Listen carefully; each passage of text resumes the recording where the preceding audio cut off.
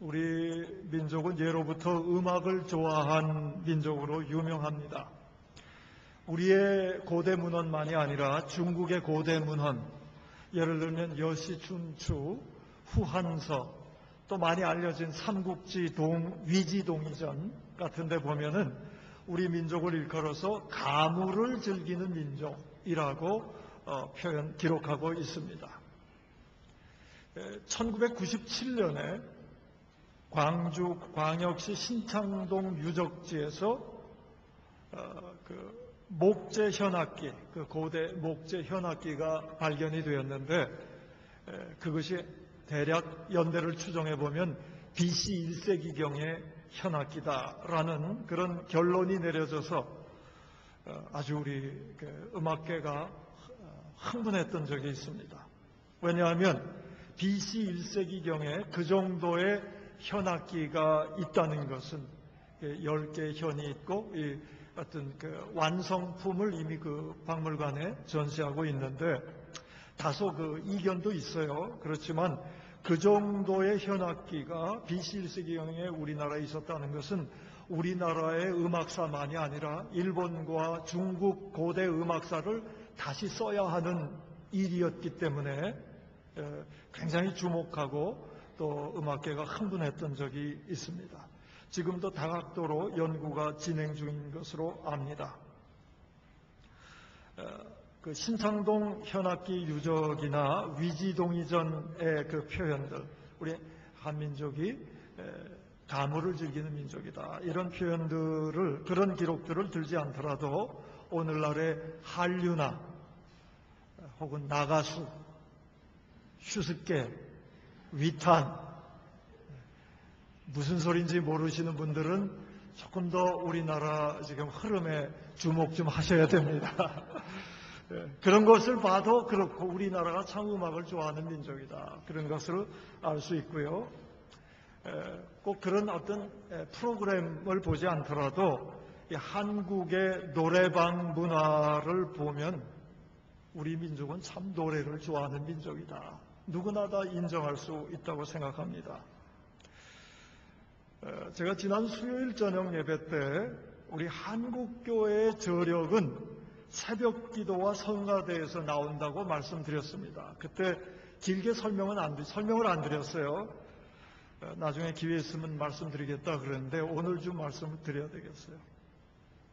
제가 그날 지난 수요일 저녁에 그런 말씀을 드린 이유는 특별 새벽 기도회 때 5시부터 모여서 또 특별히 찬양으로 모인 분들은 거의 4시쯤, 새벽 4시쯤 그렇게 모여서 그렇게 찬양을 드렸어요. 첫날은 상투스, 그 다음에 에베네셀, 그 다음에 호산나, 수요일날 호산나, 그렇게 찬양을 드렸는데, 그렇게 새벽에 모여서 정성스럽게 새벽 찬양을 드리는 것을 참 하나님 기뻐 받으신다, 그런 감동이 있었습니다. 그래서 그런 감동이 저녁까지 남아가지고 수요일날 그렇게 얘기 드리게 된 동기가 되었지만은, 그렇다 그래서 새벽 기도와 찬양 갑자기 우리 한국교회의 저력이다 그렇게 얘기 드린 것은 아니고 평상시에도 제가 가지고 있던 그런 생각입니다.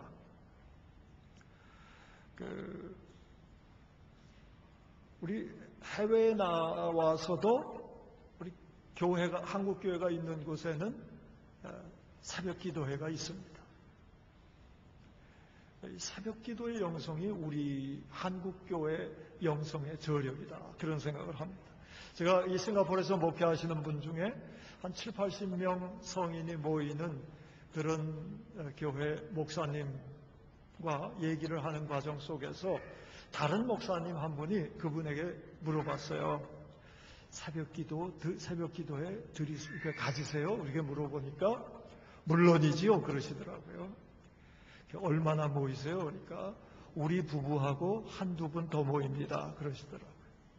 싱가포르는 차가 없으면 어려운데요, 한 4-5명이 모여도 어김없이 새벽 기도를 하는 우리 한국교회를 볼 수 있습니다. 그런가 하면은 성도 수가 한 50명만 되면은 어김없이 성가대가 있습니다.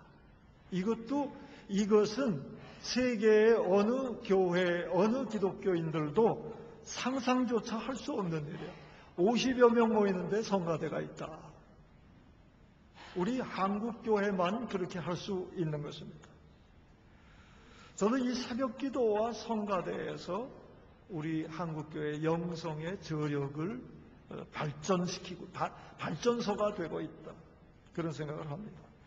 제가 성가대를 얘기할 때는 단순히 성가대원만 얘기하는 것이 아닙니다. 성가대원에게 한정해서 얘기 드리는 게 아니에요. 50명 교인 중에 10명의 성가대가 서려면은 모든 교인이 찬양을 사모하고 찬양으로 하나님께 영광 돌리겠다는 그런 열정이 없이는 50명 교인 중에 10명의 찬양대가 설 수 없는 것이거든요. 이런 의미에서 찬양대가 한국교회의 영적인 저력의 발전소다라는 얘기는 그렇게 찬양대가 설 수 있도록 온 성도들이 찬양을 사모하고 찬양으로 하나님께 영광 돌리고 싶어하는 그런 마음들이 우리 한국 기독교인들에게 있다, 그런 뜻입니다. 우리 교회만 해도 4년 전에 에베네셀 찬양대가 한 5, 60명 모일 때 10명 미만의 인원이 모여서 시작되었습니다. 그런데 이제 5, 60명 모이는 찬양대가 됐어요. 아마 우리 호산나 찬양대, 제가 호산나 찬양대 아마 여기 계신 분 중에 대다수는 호산나 찬양대의 기원을 모르실 거예요. 우리 싱가포르 한인교회가 지금 31년 됐는데 아마 예배가 처음 시작되는 그 시점 얼마 지나지 않아서 찬양대가 생겼으리라, 호산나 찬양대가 생겼으리라, 그런 생각을 합니다. 그런 우리 온 성도들이 찬양을 통해서 하나님을 영화롭게 하겠다는 그런 열정이 우리 한국 기독교인들에게 있는 것이 우리 한국 기독교인들의 영적인 저력이다, 그런 얘기인 것입니다. 왜 찬양을 좋아하는 것이 그토록 중요하고 영적인 힘의 발전소가 되는가? 조금만 얘기를 더 풀어보겠습니다. 원래 노래라는 것은 인간의 감정을 결집시켜서 승화시킨 결정체입니다. 우리 인간들이 감정이 많죠. 우리 인간들이 뭔가를 행할 때 판단을, 생각을 해서도 행하지만 감정이 끌어오르면 행하게 되는 것입니다. 그런데 그런 감정들이 있을 때 그것을 단순히 모아놓은 게 노래가 아닙니다. 또 감정이 있다 그래서 무차별로 표현한 것이 노래가 되는 것이 아닙니다. 감정이 북받쳐 오를 때, 끌어오를 때 그것을 간절한 소망을 지향점으로 해서 끌어오르는 각종 감정을 승화시켜서 그 소망의 지향점을 향해서 일치시키며 승화시킨 것, 이것이 노래가 되는 것입니다. 찬양은 무엇인가? 찬양은 인간의 현실, 때로는 기쁨도 있지만은 고난과 슬픔, 고통과 낙담이 있는 우리의 현실 속에서 그저 그 현실 속에 매몰되지 않고 그 현실의 늪에 빠져들지 않고 푯대 되신 하나님을 바라보면서 우리의 현실을 승화시켜내는 것, 승화시켜 노래로 바꾼 것, 그것이 찬양입니다.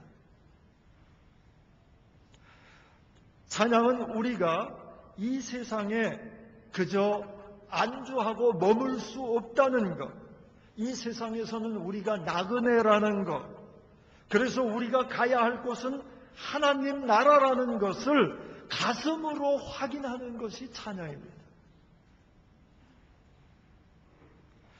그래서 교회에 찬양이 풍성하고 성가대나 찬양단들이 많다는 것은 그 교회에 그만큼 이 현실을 넘어서서 하나님을 바라보고자 하는 열정이 강하다라는 뜻입니다. 그래서 찬양이 풍성한 한국교회에 영적인 저력이 있다라고 말씀드린 것입니다. 저는 오늘 본문 말씀을 어제 큐티 본문을 할 것인가 오늘 큐티 본문으로 할 것인가 좀 고민했어요. 어제 큐티 본문은 예수님께서 죽으시는 얘기고 오늘 큐티 본문은 이제 부활하신 얘기인데 부활절에 부활한 본문을 가지고 말씀을 드려야 하는 것이 아닌가 생각하다가 원래부터 작정했던 이미 알고 계신 얘기죠. 새벽 기도든 주일 설교든 그날 건 안 하고 그 전에 그 전날 것을 설교의 본문으로 삼는다. 이제 뭐 그 원칙을 꼭 깨뜨릴 거 있는가? 어제 본문에 부활의 메시지는 없는가? 그런 시각으로 어제 본문을 유심히 정독을 했습니다. 그런 가운데에서 오늘 본문 후반부에 나오는 42절부터 나오는 아리마대 사람 요셉의 얘기가 부활의 놀라운 메시지를 담고 있는 것을 발견했습니다.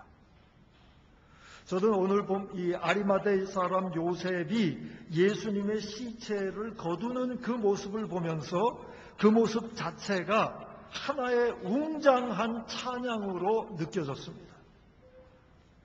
그 본문을 묵상하면 할수록 저도 더 이상 말로는 표현할 수 없는 찬양이 제 가슴 속에서 아직 곡으로 형상화되지 않은 그런 천상의 찬양이 가슴 속에서 울리는 것을 느꼈습니다. 43절을 한번 같이 읽고 말씀을 살펴보겠습니다. 오늘 본문 말씀 43절 한 목소리로 봉독합니다.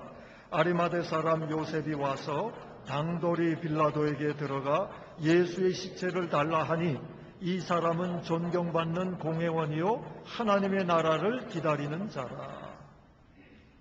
아리마대 요셉은 존경받는 공회원이었습니다. 사내들인 멤버였습니다. 사내들인은 어떤 데냐 하면 유대민족의 많은 사람들 중에서 70명을 뽑아서 유대민족을 지도하도록 하는 일종의 종교의회요. 나아가서 유대민족 사회의 의회 역할을 하는 것이 사내들인 공회였습니다. 그 중에 한 명이었다는 것입니다. 그리고 그는 하나님 나라를 사모하는 경건한 사람이었다라고 기록하고 있습니다. 다른 복음서에 보면 아리마대 요셉은 부자였습니다.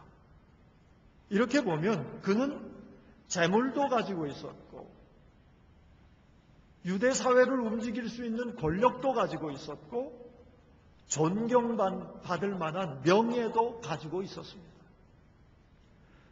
그런가 하면 요한복음에 보면 그는 예수님의 제자였지만 앞장선 제자는 아니었던 것을 알 수 있습니다. 세상 이목이 두려워서 자기가 제자임을 드러내지 않고 지냈던 사람으로 요한복음에는 아리마대 요셉을 표현하고 묘사하고 있습니다. 그런데 그런 사람이 예수님이 돌아가신 후에 시체를 거두려고 빌라도 앞에 가서 요청을 했습니다. 그렇게 빌라도 앞으로 나오는 모습을 43절에 보면은 당돌하다고 표현하고 있습니다. 당돌이 빌라도에게 들어가. 이 당돌하다고 번역된 개역개정에 번역된 것을 공동번역에서는 용기를 내어 이렇게 번역하고 있습니다. 새 번역에서는 대담하게 이렇게 번역하고 있습니다. 참 이상하죠? 예수님께서 십자가에서 비참하게 돌아가셔서 제자들까지도 12 제자들까지도 다 떠나가 버린 그런 상황에서 아리마대 요셉은 왜 때늦게 지금까지 자기가 쌓아놓은 명예를 한시에 잃어버릴 수도 있는, 그리고 지금까지 누려온 권력을 박탈당할지도 모르는 그런 상황을 당돌이 용기를 내어 대담하게 행하고 있는 것입니까? 그 이유가 무엇입니까? 그것은 현실, 재물과 권력과 명예를 다 가진 이 좋은 현실, 누구든지 부러워하는 그 현실, 그렇게만 가졌다면 더 부러울 게 없다고 얘기할 수 있는 그런 현실, 그런 현실에 머물러 있지 못한, 안주할 수 없는 무언가 신성한 자극을 받은 것 같습니다. 예수님께서 십자가에서 돌아가시는 모습을 보고 무언가 거룩한 자극을 받은 거예요. 그래서 당돌해지고 대담해지고 용기를 내어서 빌라도를 당당하게 찾아가는 그런 요셉의 모습이 43절입니다. 뭔가 현실에서 안주하지 않고 그것을 박차고 자기의 모든 것을 잃어버릴 수도 있는 상황을 스스로 만들어가는 요셉의 노래가, 찬양이 43절에서 울리고 있는 것입니다. 원래 십자가형에 처해진 사람의 시체는 죽은 후에 쓰레기처럼 버리도록 돼 있지 정식으로 매장하면 안 되도록 되어 있었습니다. 그럼에도 당당히 찾아가서, 용기를 내어 찾아가서 그 시체를 달라고 요청한 것은 무슨 의미를 가지겠습니까? 산헤드린 공회, 대제사장들과 장로들과 율법학자들이 틀렸다는 얘기가 되는 것입니다. 나아가서 그런 사람들의 고발을 받고 십자가형에 처하도록 내어준 로마의 총독 빌라도의 판결이 잘못되었다는 것을 얘기하고 있는 것입니다. 왜 이렇게 어리석고 무모한 행동을, 그것도 예수님이 돌아가신 뒤에 하고 있는 것입니까? 아리마대 요셉은 십자가에서 돌아가시는 예수님을 보면서 예수님의 전 일생을 알고 있는 자로서 그분이 십자가에서 피 흘리시고 숨을 거두시는 모습을 보면서 뭔가 명예나 재물이나 권력으로는 채워질 수 없는 숭고한 그 무엇인가를 느끼게 되었던 것입니다. 그것만 있다면 이전에 가지고 있던 것들이 모두 하찮게 여겨지는 것을 느꼈고, 그래서 지금이라도 그냥 가만히 있을 수 없어서 예수님의 시체를 거두고자 했던 것입니다. 뭔가 진리의 힘에 이끌렸던 것입니다. 세상의 진리, 여러 사람들이 얘기하지만 성경이 얘기하는 세상의 진리는 하나밖에 없습니다. 성경이 얘기하는 진리는 하나님의 사랑입니다. 현실에서는 잘 깨닫지 못하는 것, 그러나 돌아가시는 예수님의 모습을 바라보면서 가슴을 두드려온 진리, 하나님의 사랑의 진리가 있었던 것입니다.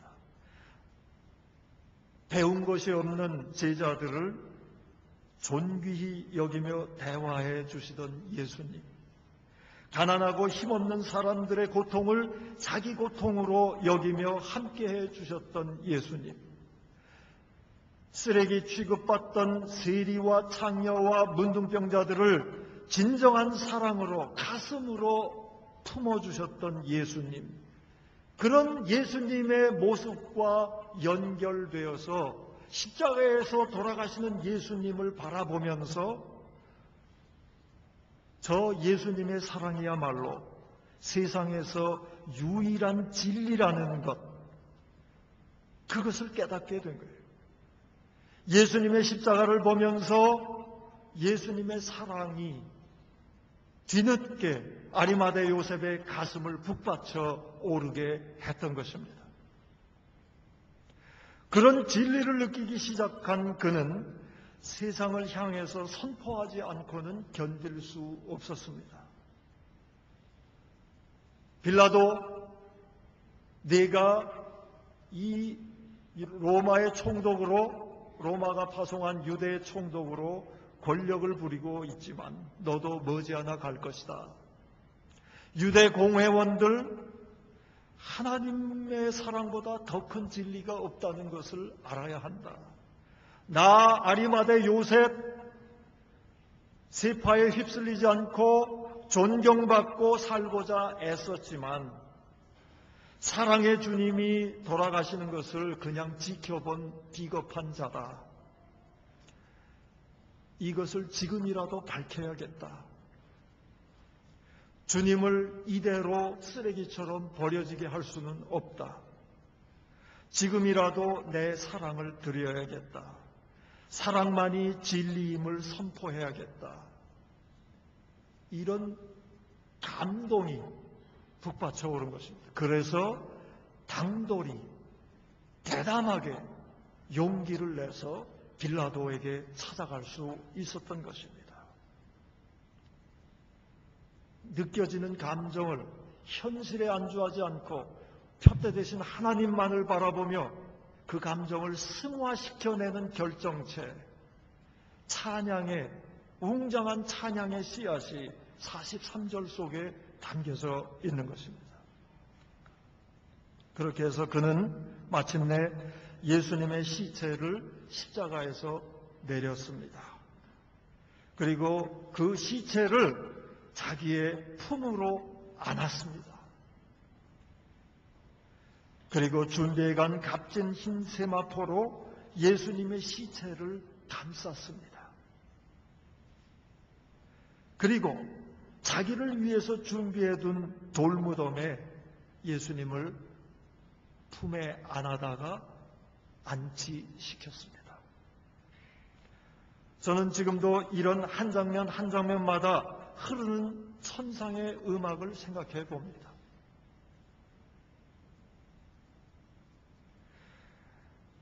그리고 이제 그 천상의 음악의 종결부 코다를 말씀드리고 이 말씀을 마치고자 합니다. 아리마대 요셉을 통해서 울려나오는 음악, 그 음악의 종결부는 무엇을 담고 있을까? 모두가 때늦었다고 생각할 때에도 주님 사랑받은 것을 표현하는 것은 때늦은 것이 없다는 그런 메시지가 아닐까요? 주님을 사랑하는 것을 표현하는 것에는 때늦은 것이 없다는 그런 음악을 들려주고 있는 것이 아닐까요? 사랑의 진리를 깨닫고 그것에 감격해서 행하는 것에는 때늦은 것이 없습니다. 오히려 그런 감동이 있는 그때가 바로 부활의 시작의 때인 것입니다. 아리마대 요셉은 누가 봐도 바보라고 평할 수 있는 그런 행동을 했습니다. 그런데 예수님의 사랑을 받은 자로, 예수님의 사랑을 목격한 자로 예수님을 향해서 사랑을 표현하는 것, 사람들은 다 때가 늦었다고 생각하고 어리석다고 생각하는 그때에 그렇게 사랑을 표현함으로써 시체를 거둠으로써 아리마대 요셉은 이 세상 사람 중에 가장 먼저 구세주를 가슴에 품어보는 영광을 누리게 된 사람입니다. 12명의 제자들마저 도망해버린 시점에서 예수님을 용기 있게 대담하게 영접한 첫사람이 되는 영원한 명예를 누린 사람이 되었습니다. 비싼 값을 치르고 자기를 위하여 준비했던 예루살렘의 돌무덤, 예루살렘에 자기의 무덤을 마련할 수 있는 사람은 아주 부자들만 할 수 있었어요. 자기를 위해서 마련한 그 돌무덤. 그러나 그대로 자기가 묻혔더라면 조금 지나면 세월에 묻혀져 버릴 그런 무덤.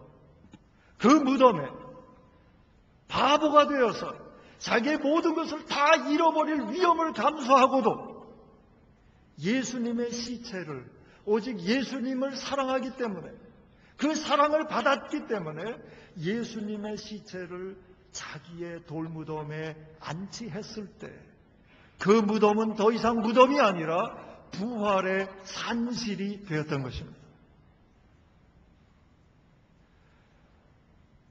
우리는 어쩌면 이 세상에서 돌무덤과 같은 것을 마련해가면서 그 무덤에 묻혀가는 생활을 하는 존재들일지도 모릅니다. 그러나 예수님의 사랑 때문에, 그리스도의 사랑을 받은 자로서, 그리스도를 사랑하기 때문에, 그리고 그리스도께서 사랑하는 사람과 일을 사랑하기 때문에 비록 무덤과 같은 그런 것일지라도 그것을 예수님께 용기 내서 내어드릴 때 그곳은 더 이상 무덤이 아니라 부활의 산실이 되는 것입니다. 이것을 믿는 것이 부활신앙입니다. 무덤과도 같은 이 세상을 그리스도의 사랑으로, 그리고 그 사랑에 응답함으로써 부활의 산실로 만들어가는 부활절 될 수 있기를 축원합니다. 우리의